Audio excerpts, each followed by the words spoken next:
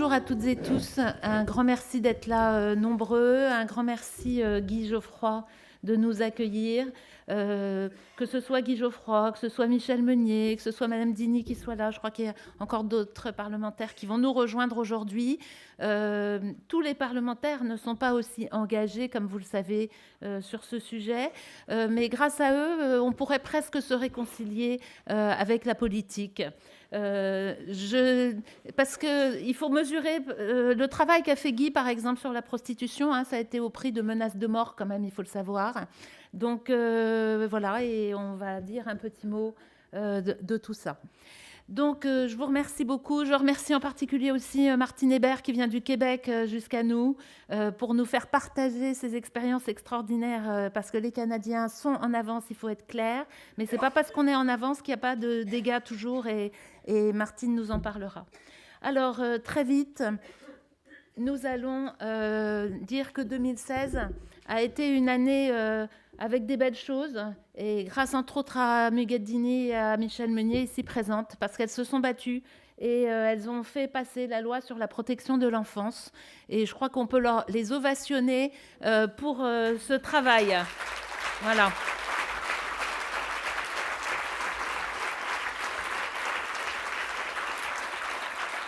Et dans cette loi, pour la première fois dans notre pays, est introduite dans le code pénal la notion d'inceste. Donc, énorme travail.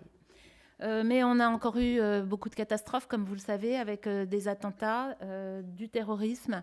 Et on réinsiste, ça fait...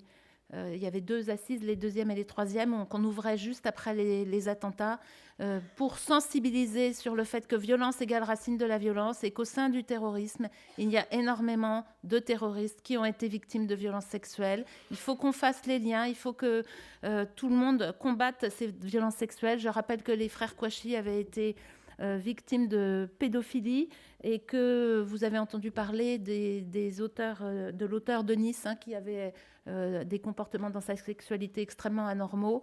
Donc nous pourrons détailler ce sujet plus tard, mais en tout cas, c'est vraiment important qu'on y travaille.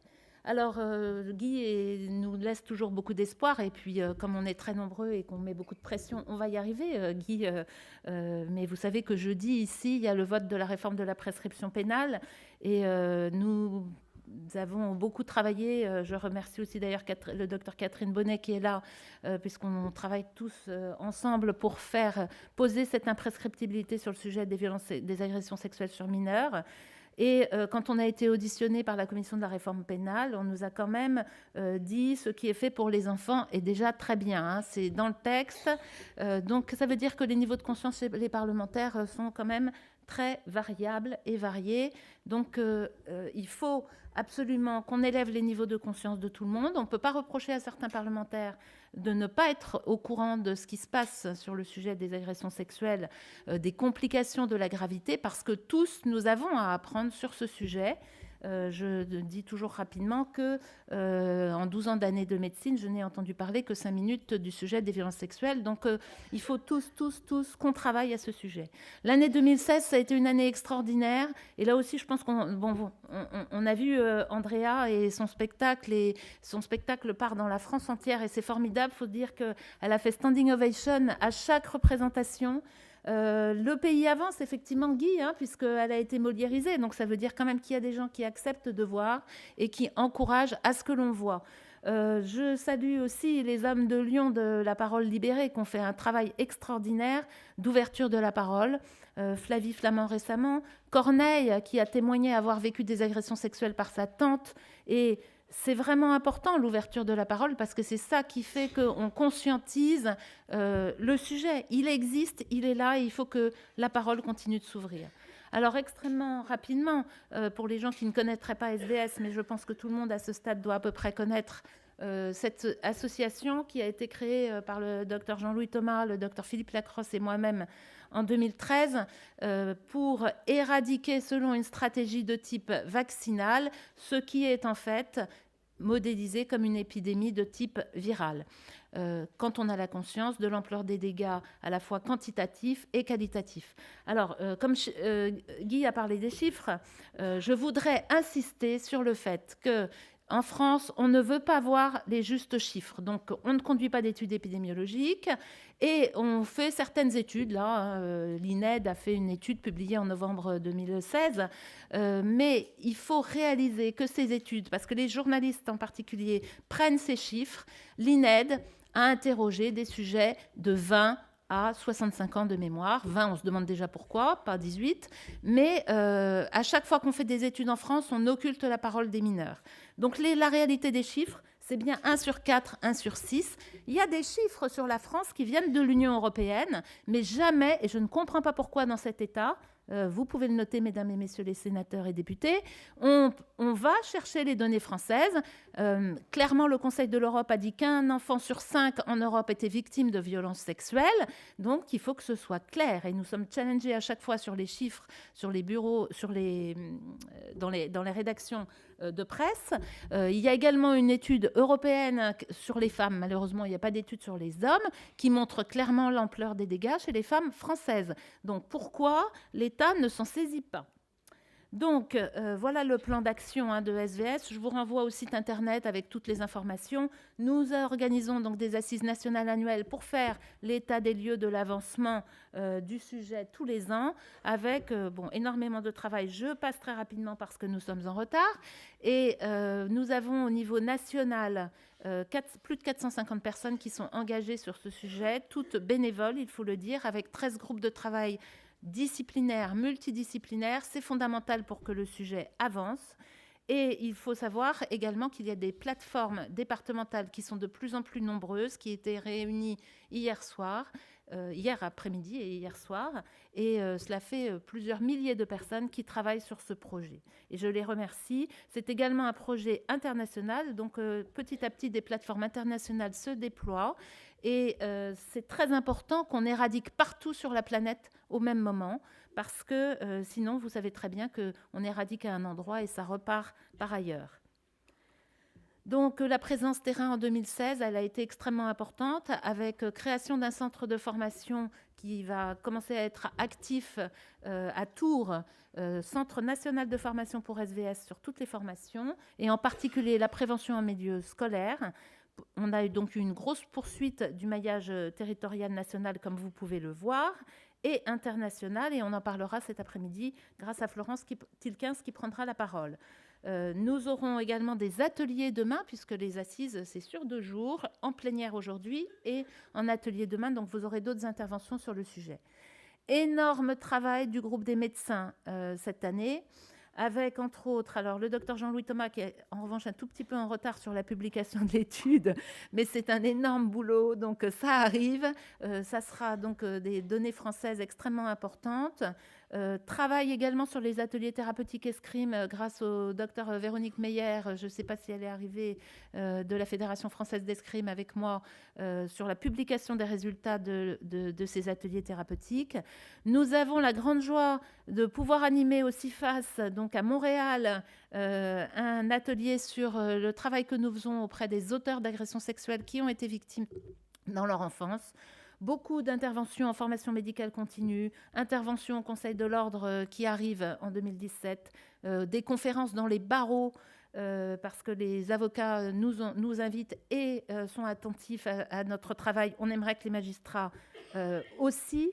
Des formations partout. Enfin, vous voyez énormément de travail cette année. Je signale un livre sur les auteurs d'agressions sexuelles, pédophiles et autres auteurs d'agressions sexuelles, parce que c'est absolument fondamental de prendre le sujet dans sa globalité pour bien le comprendre et vraiment éradiquer.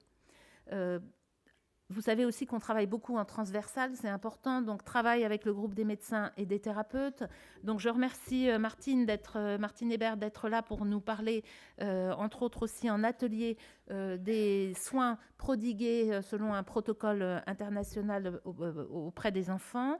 Nous interviendrons avec le Dr Regensberg sur le soin. Il y aura beaucoup de travail et d'ateliers demain sur tous les aspects du soin. Je remercie tous les intervenants. Et puis, Nous parlerons de nouveau des violences institutionnelles avec Marielle Vissé qui était intervenue en plénière l'année dernière. Et je remercie Alexandre Ezès qui va prendre la parole aujourd'hui sur une modalité qui est de faire comprendre à tout le monde comment les institutions, quelles qu'elles soient, religieuses ou autres, mettent en place des mécanismes de verrouillage. Donc, vous allez en savoir plus tout à l'heure. Énorme travail avec les sages-femmes. Vous êtes très nombreuses ici aujourd'hui, énormément impliquées sur le projet SVS. Et vraiment merci pour cela, parce que la prévention, ça commence là, ça commence avant que l'enfant ne paraisse. Donc, des interventions prévues. Comme vous le voyez, je passe extrêmement rapidement. Je remercie quand même aussi, il va arriver un petit peu en retard parce qu'il arrive de Montpellier ce matin, le docteur Mathieu Lacambre, qui est président de la Fédération des CRIAFS, qui va intervenir cet après-midi. Donc, ces centres ressources pour les intervenants auprès des auteurs d'agressions sexuelles. Énorme travail des législateurs, et vraiment je remercie tous les législateurs qui se sont impliqués, qui nous ont écoutés, qui nous aident à augmenter le niveau de conscience à l'Assemblée et au Sénat sur les dégâts des violences sexuelles. Vous aurez une très belle intervention aussi demain sur le parcours juridique et judiciaire, avec l'aspect aussi du dommage corporel, parce que peu de gens savent que oui, il y a des délais de prescription au pénal, mais au civil, on peut porter plainte, quels que soient les délais, et on peut aller demander une réparation en dommage corporel. Donc c'est important. Un groupe aussi très important qui travaille en réflexion sociétale sur ces sujets de fond qui impactent la société. Je remercie le professeur Anne-Claude Ambroise-Rendu qui va nous parler de l'historique des violences sexuelles. Guy, j'ai bien aimé votre intervention en nous interpellant, en nous disant nous sommes peut-être en chemin justement pour que les choses aillent mieux, pour un nettoyage de l'inceste dans l'histoire de l'humanité. Donc voilà, c'est important de garder ça en tête. Et puis, je passe très vite. Je remercie tous les bénévoles qui sont impliqués. Donc, comme d'habitude, j'ai mis un échantillon de bénévoles, mais ce sont des milliers de personnes maintenant sur la France qui sont impliquées sur les plateformes et au niveau national. Et à vos agendas, parce que pour ceux qui étaient là, eh bien, le groupe ART, extrêmement impliqué, continue de faire savoir et continue de nous aider à essayer de remonter un peu de financement, parce que SVS est totalement autonome pour être indépendant. Donc, le groupe ART, 19 juin, 20h, on vous attend nombreux pour ceux qui peuvent être là dans cette manifestation L'Art contre le silence. Je souligne que l'année dernière, nous avons fait une journée du respect à Paris, et que cette journée du respect va être déployée par les plateformes, un maximum de plateformes SVS cette année. À Paris, elle aura lieu le samedi 20 mai 2017, et on aimerait qu'elle soit déployée dans toutes les villes de France. Donc voilà, action aussi partout, à Nantes et partout.